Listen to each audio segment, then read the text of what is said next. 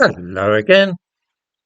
We currently have a Foreign Secretary, David Lammy, who has expressed the view that Britain should make reparations to the people of the Caribbean for their ancestors being enslaved over 200 years ago, point to which I shall return shortly as it relates to David Lammy. Since Labour came to power, moves in this direction have been taking place, although of course mostly on the quiet. When we are told that there is a £22 billion black hole in the economy, most of us would probably raise our eyebrows at the idea of handing over £18,000 billion to the islands of the Caribbean. That is the figure which the Reparations Commission of the Caribbean community are asking. There have been a lot of secret negotiations between our country and CARICOM, the Caribbean community, with a view to finding a way that reparation could be made without it looking as though we are handing over trillions of pounds to them. This is the sticking point, of course, how to carry out this iniquitous plan without the British public being able to see it for what it is, namely bankrupting our own country to boost the economies of nations such as Jamaica and Barbados. Even Keir Starmer is vaguely aware that this would not play well publicly. So it is that this is all likely to be disguised as aid for development and so on, rather than just a cash gift.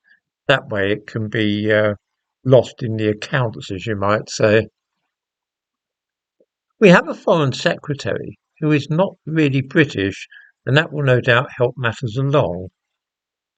When I say that David Lammy is not British, I am taking him at his own estimation. This is not some racist slur that I'm casting upon him. He was certainly born in this country, although his parents are South American. In the description to this video, I give a link to a clip of film which shows David Lammy speaking publicly on the subject of reparations for slavery. He says, and I quote, "As Caribbean people, we are not going to forget our history.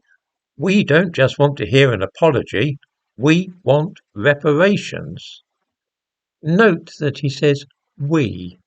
He believes himself to be Caribbean and he demands reparations. And this is the man now in charge of the Foreign and Commonwealth Office.